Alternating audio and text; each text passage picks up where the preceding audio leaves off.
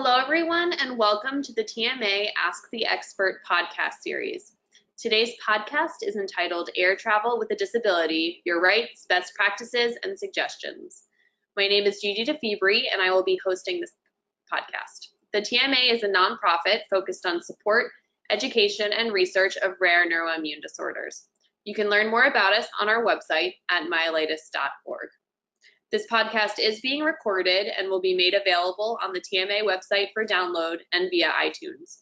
During the call, if you have any additional questions, you can send a message through the chat option available with GoToWebinar. We want to thank the sponsor of this month's podcast, Alexion.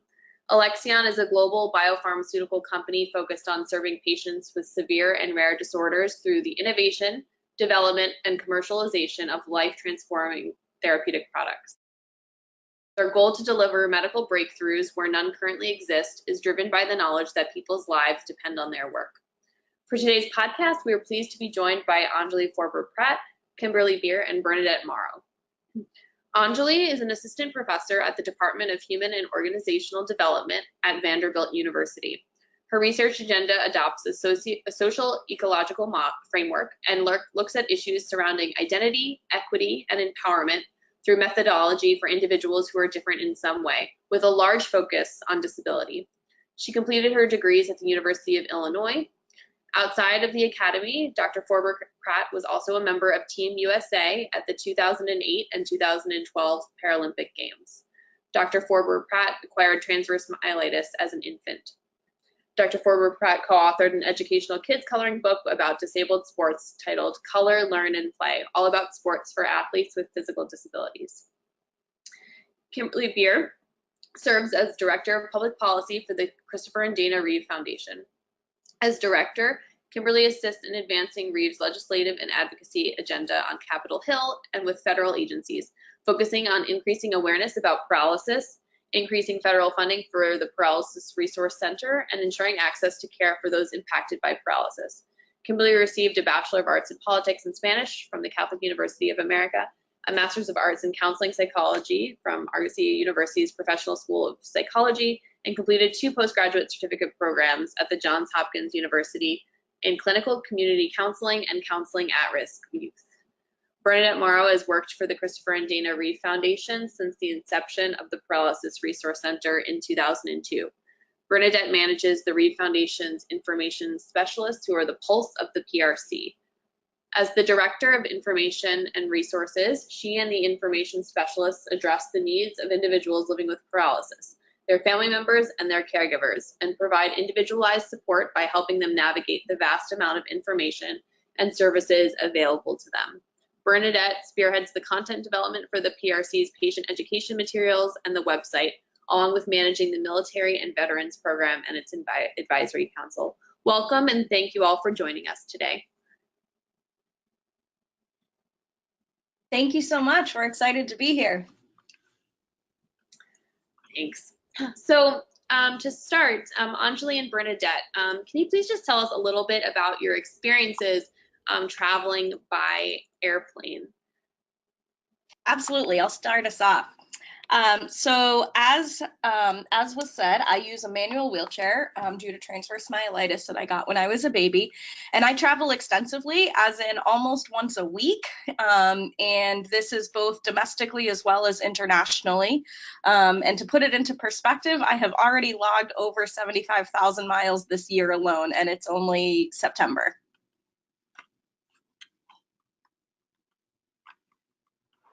Wow, thank you. And Bernadette?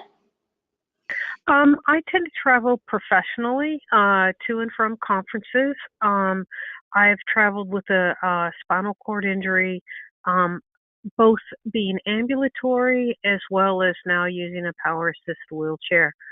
I make about 6 trips per year, and I've had varying experiences. But what I always do when I start my trip is read the website on the airlines and find out what their guidelines are for somebody with a disability, what specific information they may want from me. And then my next step is to contact TSA to provide backup support in my travel. Okay, great. Thank you both. You clearly both have a lot of experience with traveling, so I look forward to talking about the kind of these issues today.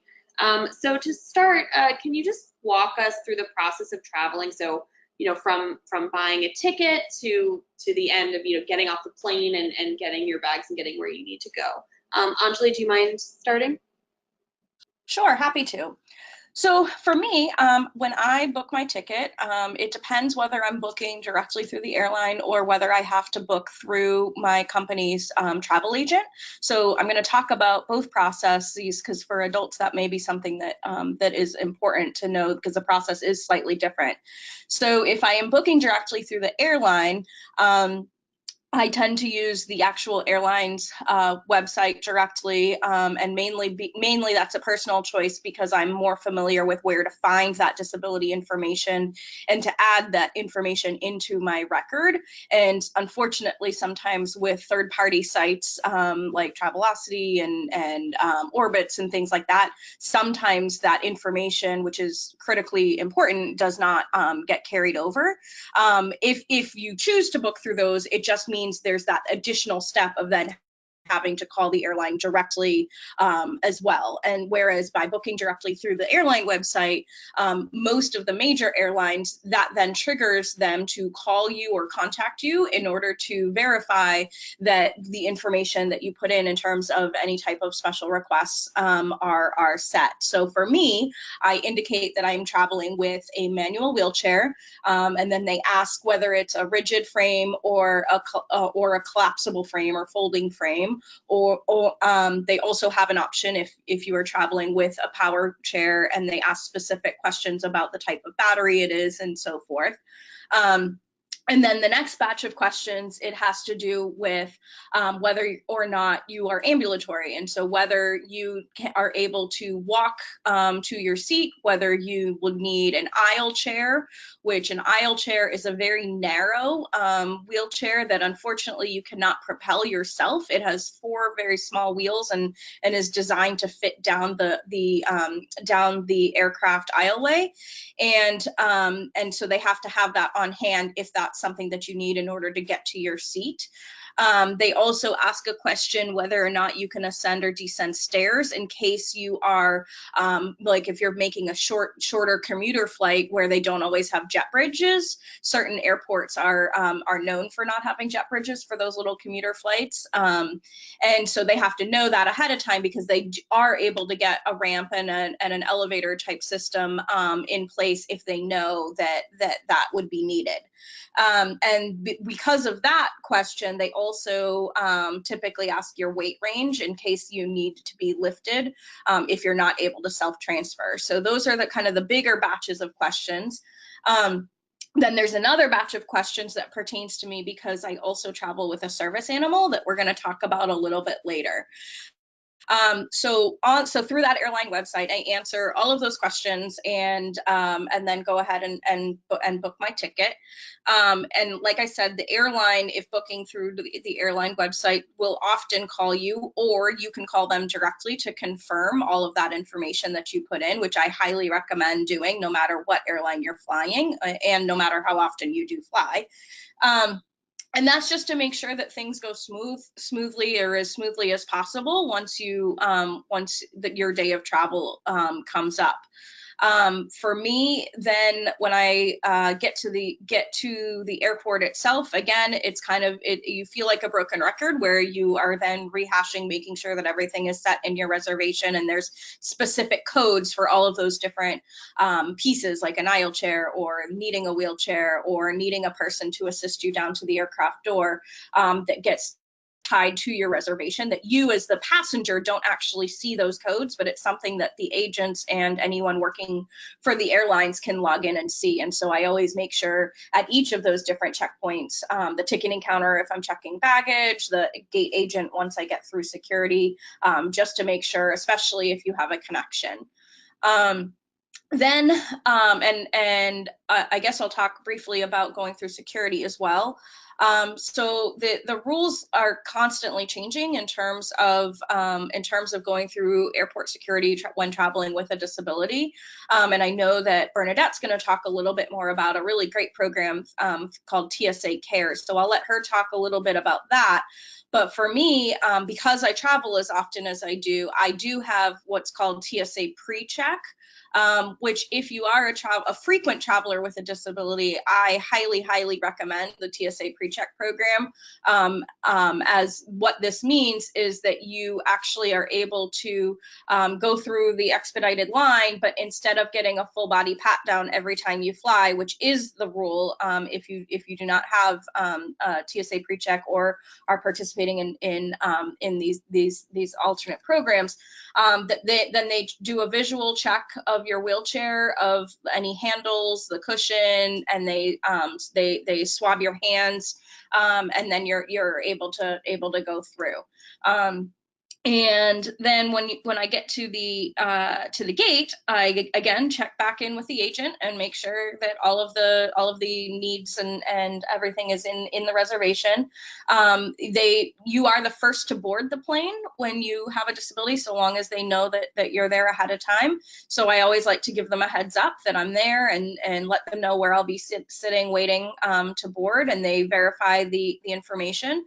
An important thing to note is that most airports, the airline themselves are not the ones that actually provide the services of helping you to get on and off of the plane. It's a contracted, each airport contracts out with their own agency. So again, you have to explain yourself again when that contracted company, when those representatives show up to the gate, and typically they'll come over and ask you like, oh, are you the one that needs the aisle chair? And then I confirm, yes, I am. I can self-transfer myself, and this is where I'll be sitting, and all of that.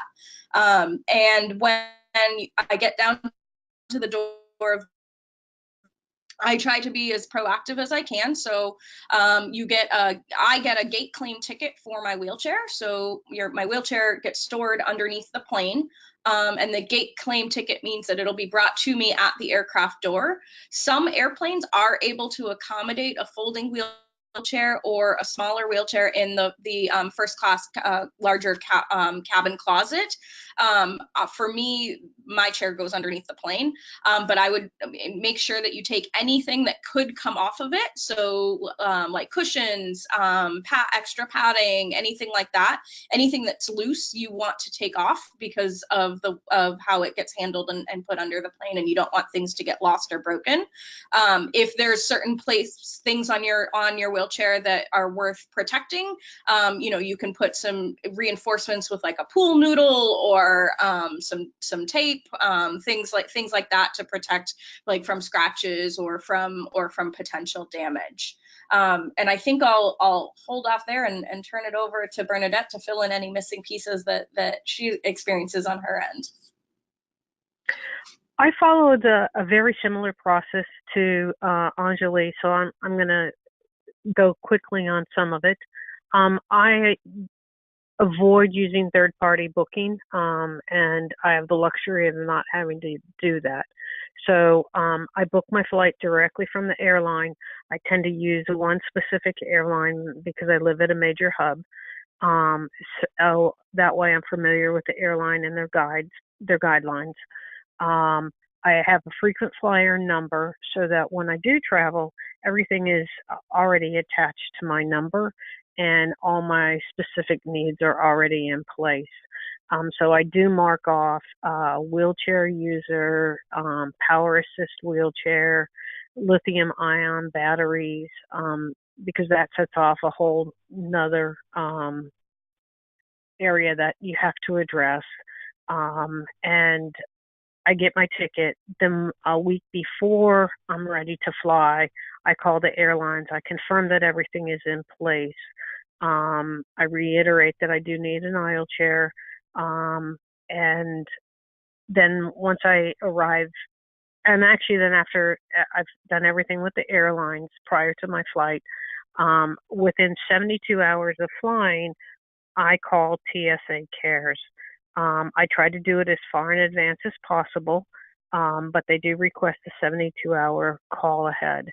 And TSA Cares can answer your questions about flying, anything specific to your disability. If you have a visual impairment, if you're a wheelchair user, if you're hard of hearing or hearing impaired, they can answer the whole slew of questions. And they're also a place to call and compliment somebody who has assisted you quite well, or to file a complaint so the TSA can investigate. There is an 855 number for TSA Cares. It is 855-787-2227, and the federal relay number is 711. And they're open from 8 a.m. to 11 p.m. Eastern, and then on holidays from 9 to 8. And specifically what I ask for is a passenger support specialist. They're not available at every airport, but I always put in a request so that it's tied to my ticket number and my flight times. And if I get up to the TSA line and I have not met with a passenger support specialist, then I just ask for a supervisor. And that supervisor moves me through the TSA line and assists me with any belongings that I may have. And also, the advantage is often as a female, for a female assist, there's a prolonged wait. So if I get a passenger assist specialist, if they're female, they can do the pat down. If they're male, they can relieve another female behind the lines, and then they do the security screening, and then I can move through at a much rapider pace. It also, if I'm in an airport on my own, then it assists me in making sure that I don't lose my belongings and I don't lose sight of my belongings, because the passenger assist specialist accepts responsibility for them. After getting through security with boarding, I follow the same steps. At every step of the way, I reiterate that I need a aisle chair, that I will keep my chair until boarding, that my chair again goes under the plane. I stress from the minute I check in my bags that I have power assist wheels, because lithium ion has to be transported in a particular manner. I also go to the airline's website, and they have a form, and that form can be attached to your chair, and you can also carry it with you. So I tend to make 2 copies. I have them filled in for the entire round trip, and I show them to the gate agent, as well as I have them attach it to my chair, because it tells them exactly what's on my chair, what I'm taking on board with me, and how they need to handle my chair. The new thing that the airlines is asking for is the weight of your chair. So if you're using a power chair, if you check your serial number, you can go online and you can find a basic estimate of the weight of your wheelchair. Again, a manual chair, you can do the same thing using the serial number. One of the things that I found is very important, and it speeds things up, is that I have a cinch nylon bag that I remove my armrests, my side guards, my anti-tip, and I pull all the parts to my chair apart, or have an airline employee assist me in doing that. And then they are loaded on the plane. As I transfer to the aisle chair, I have them remove my wheelchair cushion and place it on my seat, and so that by the time I get into the plane, there's no messing around with my wheelchair cushion. It speeds everything up, and it makes it much easier. For the lithium-ion batteries, they have to be removed and put in a special container, and they have to be removed and using a penny. So I always keep extra pennies in my pant pocket. And the airline I fly has the gate agent helps board you, and then they have an outside contractor that does the other portion of it. So I give people specific tasks, and I make sure that they follow the directions. I give them an explanation of how I need to be assisted for transferring. And so that makes it smoother. So that about wraps up that portion.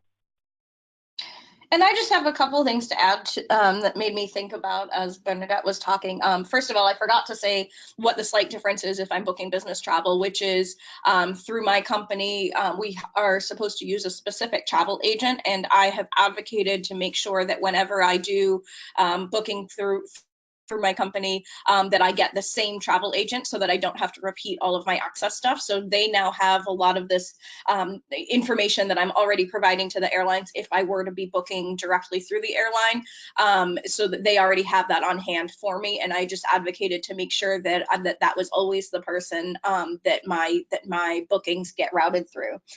Secondly, I wanted to say that for individuals who may be power chair users, I've seen many individuals do a version of exactly what Bernadette was saying, with very clear directions about how to handle the wheelchair, and also some individuals go one step further in terms of the why. So I have a friend who has given me permission to read what he posts on his chair every single time that he flies, which reads, "Please take the most caution with my wheelchair. It is precious to me, and without it, my life is very difficult. I'm traveling to have fun and live life, and I need my chair to be awesome. Your care and consideration is appreciated. If there are emergencies or questions during landing or takeoff, please call me immediately at," and he lists his number.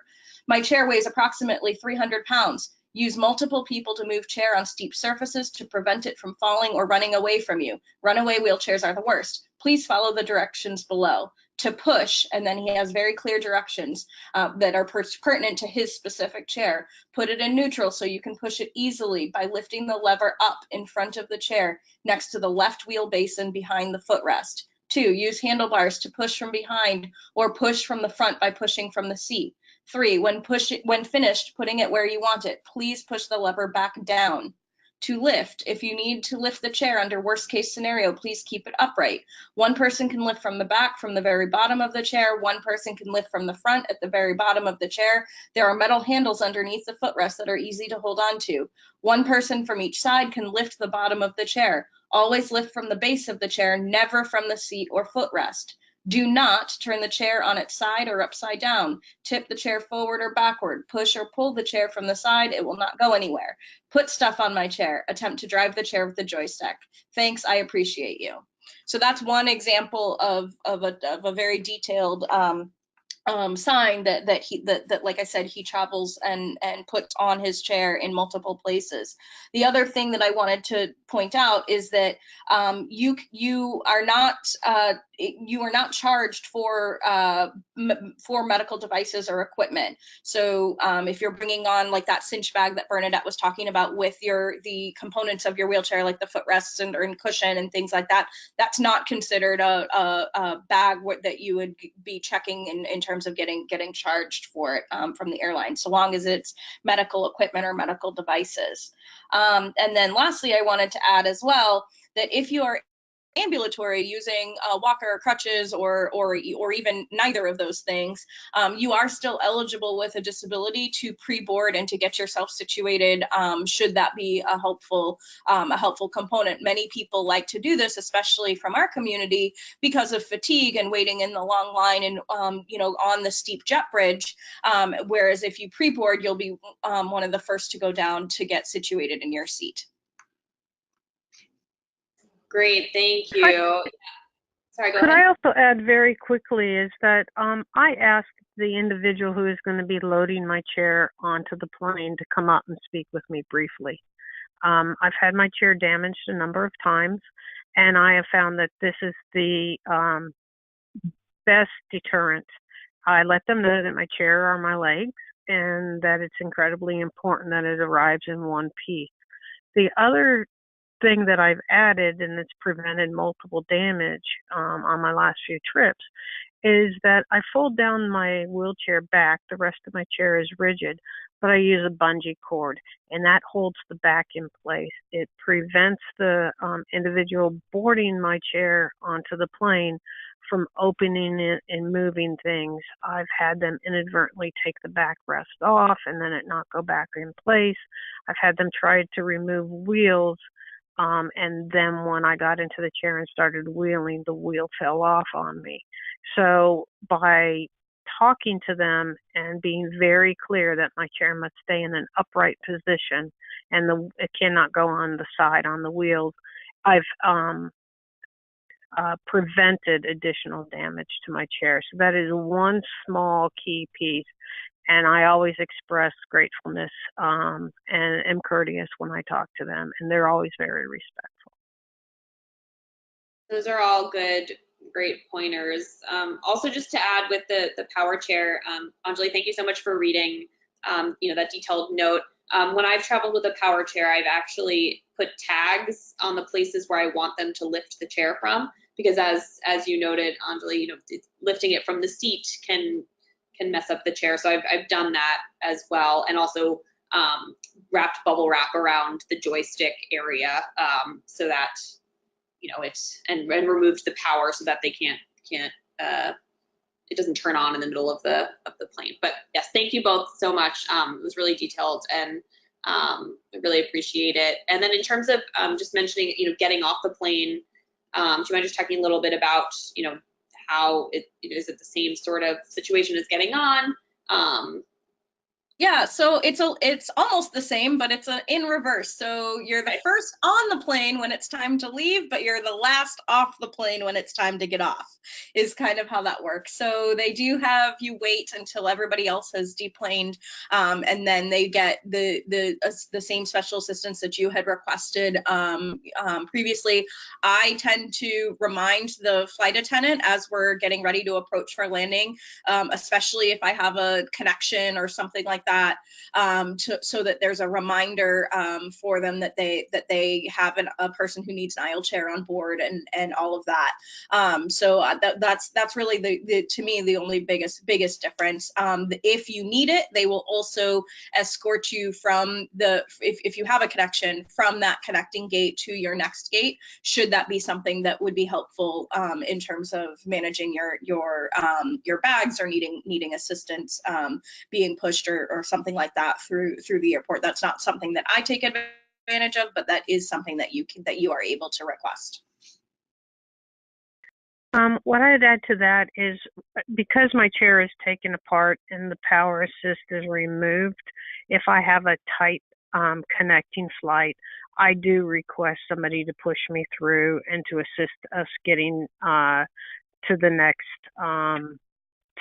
flight. I've had as short of time as 45 minutes, and when you're the last one off and you're not quite sure where you're going, it just doesn't make sense to reassemble my chair and then take it apart again when I reach my destination of the next gate.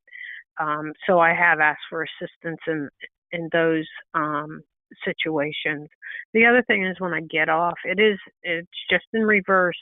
But again, I will designate and ask people very clearly to assist me in assembling my chair back together versus taking it apart. I can take many of the pieces apart very easily, but reassembling it is more difficult. So I just hand them the pieces. I stay in the aisle chair.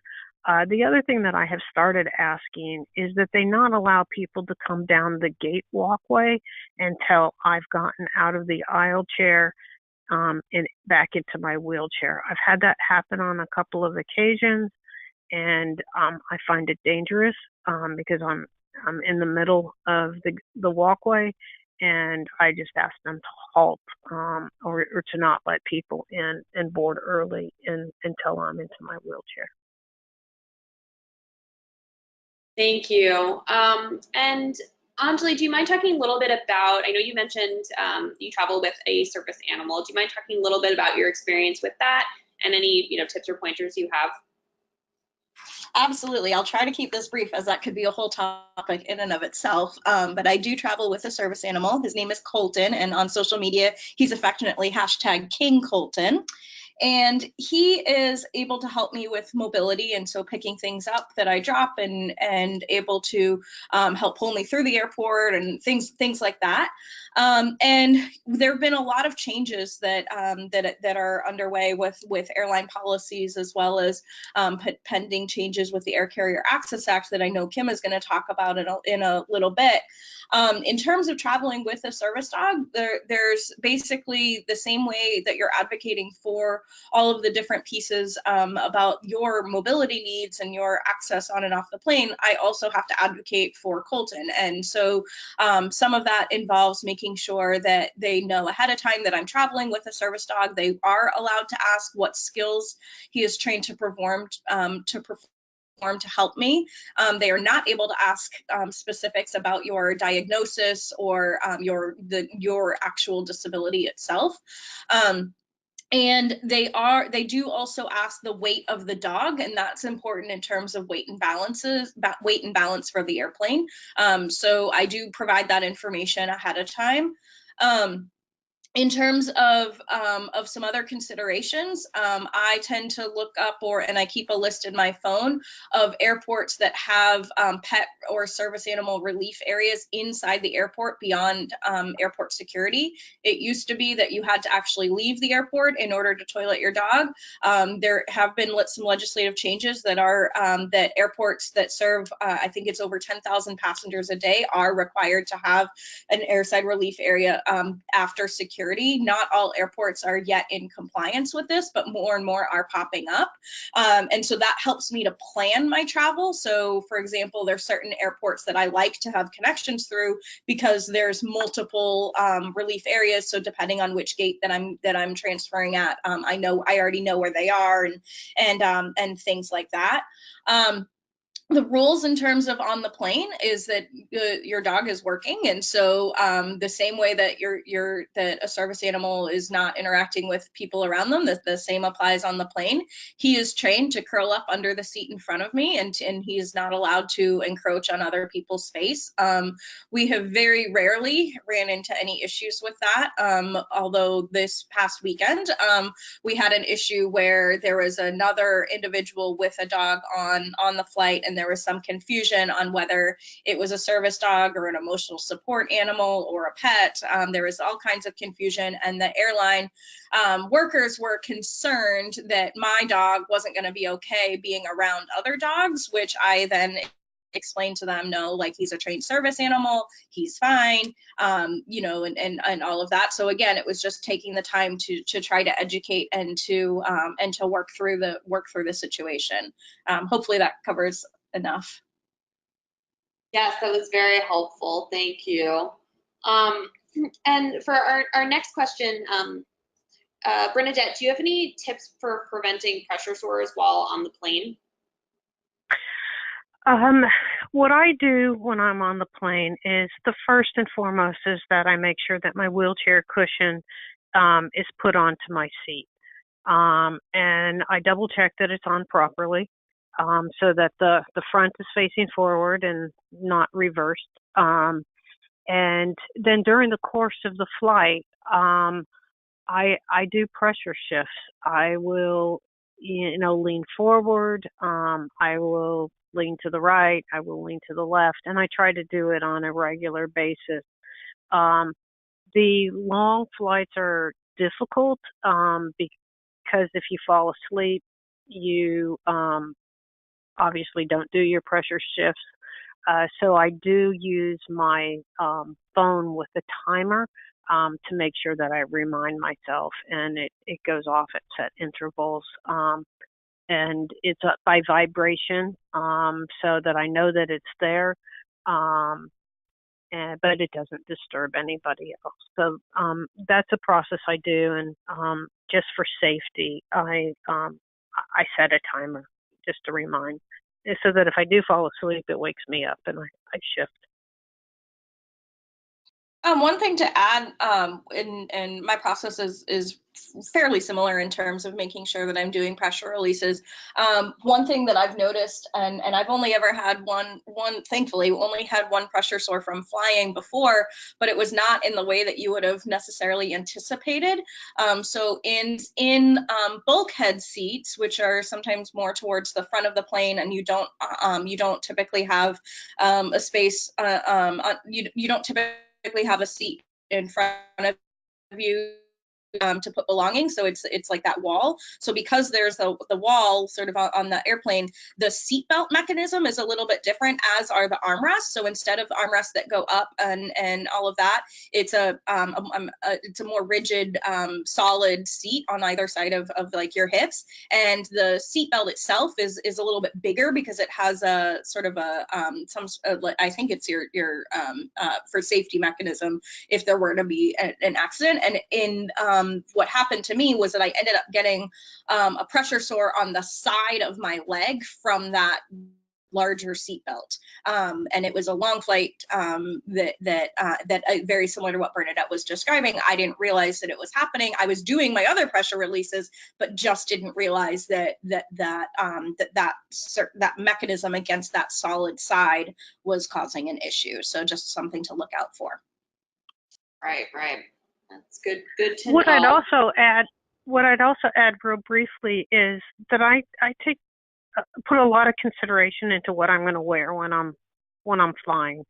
I may wear jeans during the day at home, or when I have a more opportunity to shift and move about. But when I'm flying, I make sure that I wear something that is without pockets, especially in the back, so I have no additional pressure that make it difficult. Yes, that's a good tip as well. So, this was when I started traveling again after needing to use a wheelchair. I was not sure how I would do this. So what happens if you need to use the bathroom when you're on the airplane and you're not able to get up, or you have issues with moving around? I can start.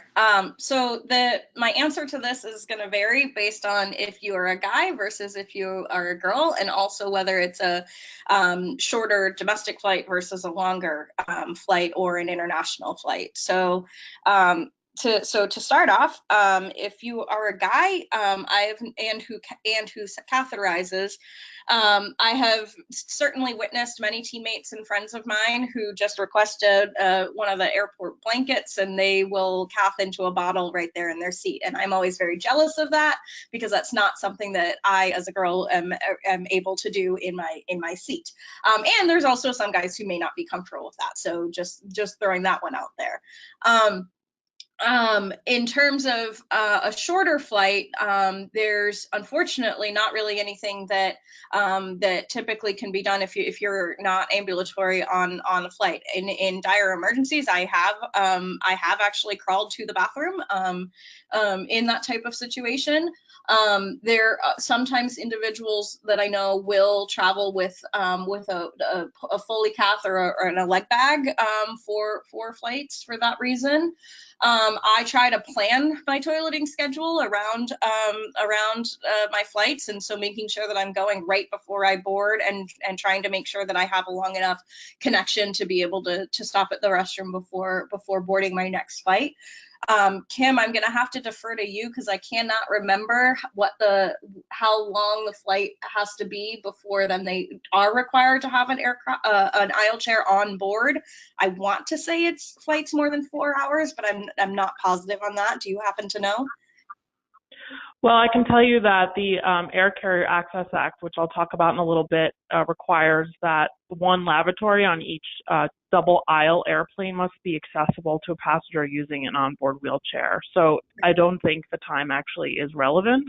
The problem is on single aisle airplanes that they do not have accessible lavatories, and they do not have to be, the airline does not have to provide accessible lavatories on single aisle airplanes, which is the majority of commercial airlines. And I'm sure in your experience, what you're describing is so horrendous.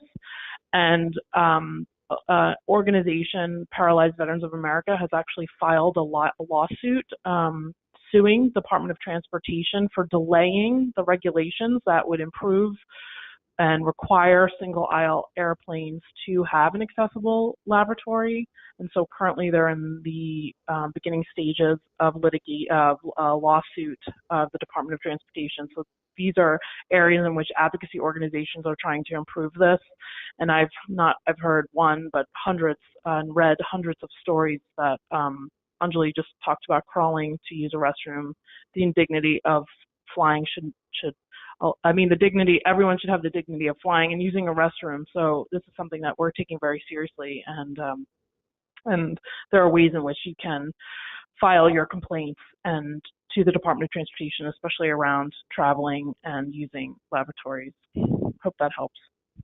Yeah, and then I think that makes sense. And whereas most of the longer flights tend to be that double aisle aircraft. So I think you're right. It doesn't pertain to the length of the flight, but rather the type of aircraft being used. Right. But with international flights, they are generally two aisle planes, and so with those ones, I do advocate ahead of time to make sure, and I want to see, like personally with my own eyes, the fact that aisle chair is the onboard aisle chair, because it is a little bit different than the aisle chair that you use typically in the United States getting on and off of the plane. And so so basically it's a folding version of an aisle chair, and it's a sling seat instead of a harder seat. So it does make the transfer a little bit different from what you might be used to, and so forth. But I like to make sure that I physically set eyes on it, and that I know that there's a plan in place where every flight attendant on that plane knows that if I need to use the restroom, that I'm going to need to use that. If I could add quickly, one of the considerations is that you're the first on, you're the last off, and you have to take weather into consideration. So you may actually be delayed on your plane. Always my advice is to allow yourself a lot of extra time. I tend to pad by almost 2 additional hours. Thank you so much. That's good advice. There's often a concern that an airline might damage a wheelchair. What happens if your wheelchair is damaged by the airline? Anjali?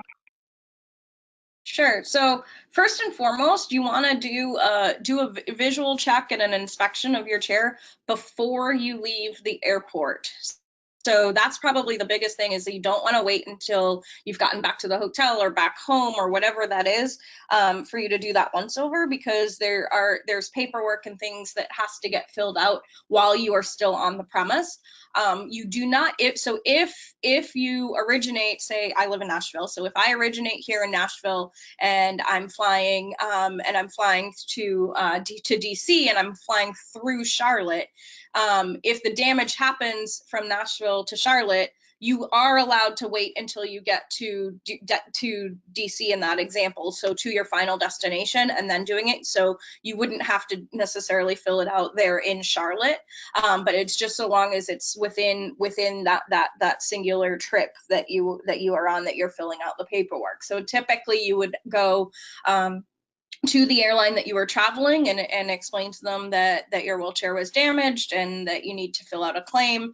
And so you fill it out and you take pictures, very similar to if you are in a car accident and you have to fill out that information with your insurance company. It's a very similar process to documenting the damage and what happened on your wheelchair. They then send out an adjuster if it's over a certain dollar amount and all of that, and you are eligible to get a rental type of a situation or additional equipment, although that is a process that doesn't always go as the way it's supposed to go, so to speak. And so the best thing that you can do is to be as much of an advocate as you can. And I would also say, in addition to reporting it with the airline itself, I would encourage anyone who experiences that type of issue or any issues with these processes to also file an air travel complaint with the U.S. Department of Transportation. And the reason for filling it out, even though the airline is the one that's ultimately responsible for that damage, is that the U.S. Department of, the U.S. Department of Transportation actually tracks this type of information. And the only way to really help to push for improvements on policy and some of the things that Kim was talking about is to be able to show that there are people with disabilities who are traveling who are experiencing these issues, such as damaged wheelchairs. And so if it's not reported, it is misconstrued as the fact that this doesn't happen. And so that's the importance of filing in both places, through the U.S. Department of Transportation as well as through the airline. Great, thank you. Bernadette, do you have anything to add, or Kim? I can add that I have had damage done to my chair, and I have found the airline very receptive.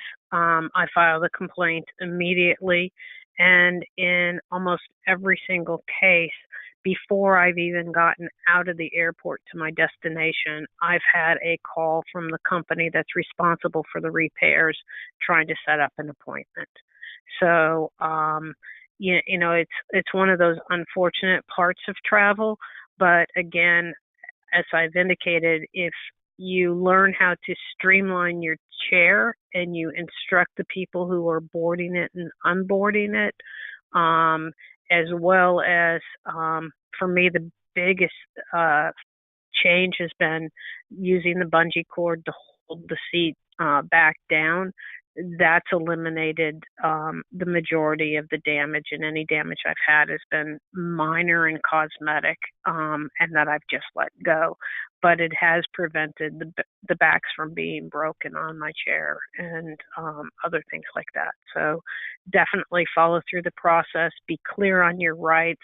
You need to make sure that I've had them try to file as a lost bag, and you have to stress that because there's a separate claim for damaged medical equipment, and you make sure that they file the form appropriately.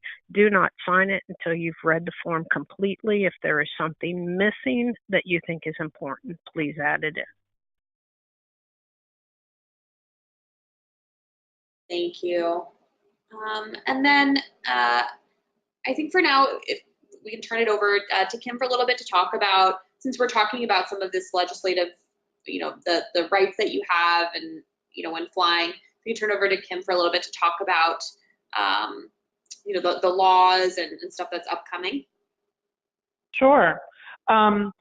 Just as I've been with the foundation a little over a year and a half, and I was unaware that the American with Disabilities Act, the ADA, does not apply to commercial air travel in the United States. In fact, a law was passed in 1986 called the Air Carrier Access Act, otherwise known as the ACAA. We love acronyms here in Washington. This law was passed to make it illegal for airlines to discriminate against passengers because of their disability. And the Department of Transportation, as we've been talking about throughout the podcast, is responsible for enforcing the ACAA, which applies to all flights to, from, or within the United States. Airlines are required to provide passengers with disabilities many types of assistance, many of which Anjali and Bernadette were talking about, including wheelchair or other guided assistance to board, deplane, or connect to another flight. Seating accommodation assistance that meets passengers' disability-related needs, and assistance with the loading and stowing of assisted devices. And as they have talked about, and I'm sure you've all experienced, those listening, this doesn't always go the way it should. And so as Anjali stated before, really filing your complaints with the Department of Transportation last year alone, over 30,000 were filed. And as a result, several senators have introduced legislation called the Air Carrier Access Amendments Act to improve air travel for people with disabilities. And so currently, those amendments would provide a very specific passenger bill of rights. It strengthen the enforcement to include, as I mentioned, protections of the rights of passengers with disabilities and the private right of action. It would ensure that airplanes are designed to accommodate people with disabilities, and airlines meet accessibility standards, including safe and effective boarding and deplaning, visually accessible announcements, and better stowage options for assisted devices. It would improve access to seating accommodations, and it would close service gaps in air travel for passengers with disabilities.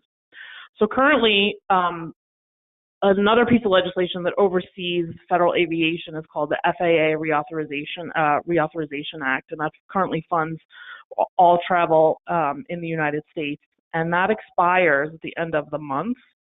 These amendments that I just talked about that the senators have introduced to improve air travel is currently being debated to be included in the FAA reauthorization, and currently Congress has about 7 legislative days, if I'm counting correctly, in order to ensure that FAA funding continues. And so we're working with many advocacy groups to make sure that these improvements are included in the FAA. So I'll be sure that I can send along after the podcast ways in which you can get involved, to contact your senator and your member of Congress, to ensure that they know that you're living in a community living with a disability, and that you want to make sure that these improvements are included in the ACA Amendments Act. That would be great. Thank you. Sure. And one thing to add, sorry. One thing to add to that is that there's also, through the U.S. Department of Transportation, there's a toll-free hotline for air travelers with disabilities. Mm-hmm. So if you experience issues or have a question about your rights or an immediate nature, there's a toll-free number, which I'll say here, but then we'll also make sure that it gets posted with this podcast. So that number that I keep in my phone in case of any type of emergencies is 1-800-778 4838, and that's the voice number. And they're also a great resource. And on the same website for the U.S. Department of Transportation, that's also where they have the DOT air travel complaint form that I was talking about, which is separate from a complaint form that would go to an airline directly. And this is Kim. May I add one thing? I think Anjali and Bernadette may have referenced this, and apologies if you've already talked about it. The Complaints Resolution Official, the CRO. Have you all talked about that? No, go ahead. Well, you of course probably have personal experience with it, but all airlines are required to have a CRO immediately available, even by phone, to resolve disagreements should you believe that your rights are not being enforced properly, or you have a question about that, and you're entitled to talk with the CRO as authority to resolve these complaints on behalf of the airline. I don't know if Anjali or Bernadette has specific experience with that, but I just wanted to make sure that those who are listening know that that is also their right. Great, thank you. All these are really great resources to have on hand when traveling. So going back to kind of a more specific question from our community, we had someone ask, that one, so they were diagnosed with NMO-SD and they want to go traveling internationally, and they were advised to find out names and contact details of experts, within that, see patients with NMO in the places that they want to visit. So one, how does someone find out the local experts, and then, or is it just better to stick with domestic travel? Anjali? Yeah, so first of all, I would say take a look at some of the awesome resources from the TMA in order to find a doctor. And Gigi, you might be able to direct us on specifically where on the site that is. But we do a really good job at keeping a list of doctors who specialize in these rare conditions, and that is a worldwide database that the TMA keeps. And so that would be one piece that I would say in terms of how to find somebody. I would also say that specifically with international travel, I tend to find it's always a good idea, especially if I'm going somewhere that's a little bit more remote. I tend to give my, whether it's my transverse myelitis doctor or my primary care doctor, a heads up that, hey, I'm going to be in Zambia, and hopefully there's not an issue, but if there is, I just want you to know that I am going to be out of the country and that I might need some help should something come up. So I've had more luck with leveraging my contacts with the doctors that I have relationships with and giving them that heads up that, hey, I'm going to be in this situation, and let's hope that we don't need to tap into that resource. But that's been more of my approach, instead of constantly finding a doctor in some of these places that I go. And I think part of that is because I travel as much as I do. Right, right. And, thank you, Anjali, for pointing out the medical professional network on the TMA's website. I would also say, just in general, if you're somewhere and you are, really need assistance finding a multiple sclerosis center is usually a good bet as well. But being in contact with your primary care provider or your local doctors at home to let them know you're traveling and also get their advice for if anything is needed, when you're traveling, if you need an extra prescription, more medication or something, that's always a good idea as well. And also particularly related to international travel, some countries, because a lot of the rules that Kimberly was talking about in terms of the Air Carrier Access Act, some of these don't apply in certain other countries. And so some airlines internationally, they actually require you to have a letter signed by your MD that says that you are medically stable and cleared to fly. So again, this is only when I go internationally. That's the other reason why I also tend to give my doctor a heads up, because I'm already going to be asking them for that letter just to have in case I need it. And I have been asked to present it before, but a lot of times it's more of my own assurance to have that letter. And then I also know that should an issue come up, that they already have documentation that they knew that I was traveling. Right, right. Good advice as well. And then we just have a few minutes left. We did talk a little bit about airlines damaging wheelchairs. We didn't talk about them losing wheelchairs. I mean, this personally happened to me and recently, where my wheelchair was lost for over an hour in the airport, and I've heard of this happening to other people, or the wheelchair gets left if there's a connecting flight, or it just gets left in the originating airport. Do you have any tips or suggestions for dealing with that, or has that happened to you? Sadly, it has. For me, I tend to try to be paying attention as much as I possibly can during the boarding process. And so I'm actually looking out the window to see them taking my chair down. And if I'm watching and I don't see it happening, I'm the one that's ringing that call attendant button and trying to intervene before we actually start moving. That's something that I try to do. Of course, there are certain situations where you're not able, you don't have that good line of sight out the window, or you're sitting on the wrong side of the plane, or something along those lines.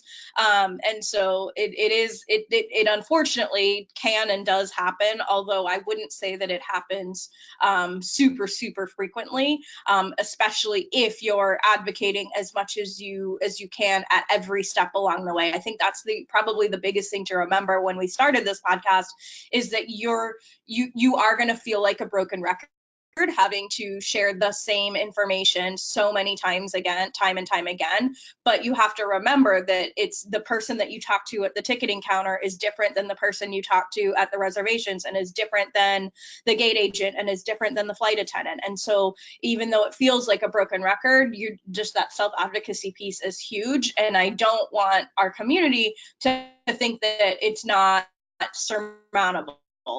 We can and do travel, and this is just one of the ways that we have to be strong advocates for ourselves. Great, thank you. Bernadette, do you have anything to add? The only incident that I had was one time as they were taking me off the flight, the people that pick up other passengers with wheelchairs was using my personal wheelchair to take somebody away in, and I was able to stop it. So after that, I make sure that my name is it's underneath where my seat cushion is with a piece of tape, and it says private property, and with my name on it, just so that I don't have my chair taken away again. I've heard of other people losing their chairs, and then they've seen somebody else being pushed in it in the airport. So that's a simple one, I think, to avoid, by just making sure your name is on your chair where it's very visible. Because once you strip it down, it can look like any chair. So that would be my main piece of advice.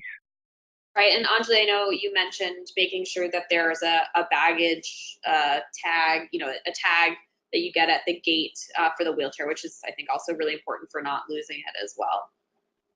Yeah, and you just want to make sure that if it's domestic, that it's a gate claim ticket, not a baggage claim ticket, because if it's a baggage claim ticket, it's going to go to the conveyor belt, and then you will be without your wheelchair at the door of the plane. So learning those differences between those tags and so forth. And one thing to add is that, again, going back to differences between domestic and international.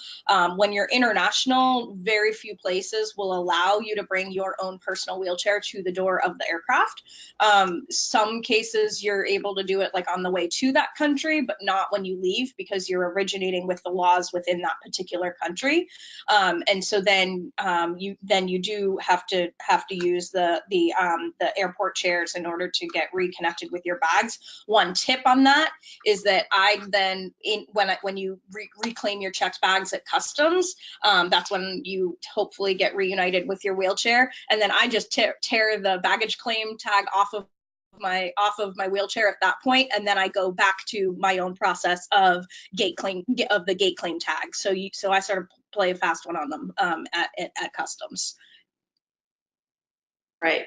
Good tips as well. Well, we're at the end of our hour. I know we could do this podcast again for much longer, and I hope we can continue the conversation in a future podcast. But I wanted to thank you three so much for joining us today. There's some really good tips, so we really appreciate it. Thank you. Thank you. Thanks so much. Thank you. Bye.